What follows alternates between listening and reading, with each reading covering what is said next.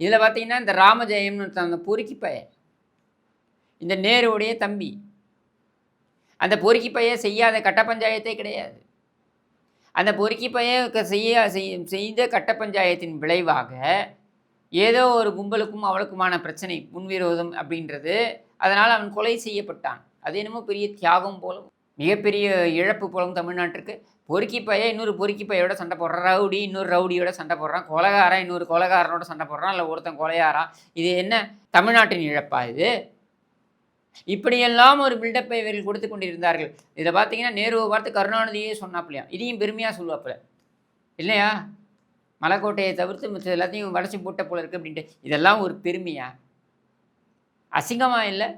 கட்ட பஞ்சாயத்து செய்து ஊர் சொத்தை அடித்து, ஊர் பணத்தை கொள்ளையடித்து, நாட்டின் வளங்களை எல்லாம் சுரண்டி, இப்படியெல்லாம் ஒரு வாழ்க்கை வாழணுமா?